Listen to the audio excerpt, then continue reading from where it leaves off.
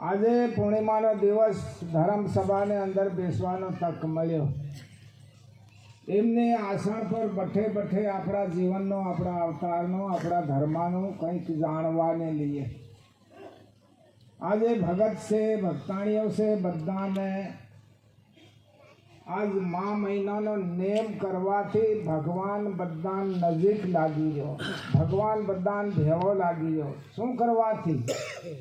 Name કરવાથી, અપાસ કરવાથી, ધ્યાન કરવાથી, યોગ કરવાથી, જપ કરવાથી, તપ કરવાથી સૌને અંદર ભગવાન ભેવો લાગી રહ્યો. અને ભગવાન ભેવા છે. સંત લોકો વાણી વતાડે કે બહાર નત ભટકે રે, બહાર નત ભટકે તારો હિયો મહેલમય. બહાર નત ભટકે તો આજે આપણી ભેવો થયો એટલે ખૂબ ભાવ લે ભગત છે, ભક્તાણીઓ છે, આવીને આસણ ગ્રહણ કર્યું. બધું જ મળતેલું આપણા શરીર દ્વારા અન્ન ખાવા, જલ પીવા, કપડું ઓઢવા, પૈસો વાપરવા. ભગવાને કોઈ જાતની કમી નહીં રાખી. પણ અમારે અંદર અમારી આત્મા ભાવ વગર ભૂખી હતી, પ્રેમ વગર પ્યાસી હતી, જ્ઞાન વગર ઉગાડી હતી. કોણ?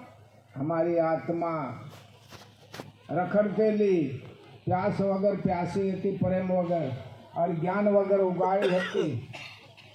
आज भक्ति माता आवीने गुरुदेव नो वचन मळ्यो तो हमारी आत्मा भरपूर थाई गई, आत्मा संतोष थाई.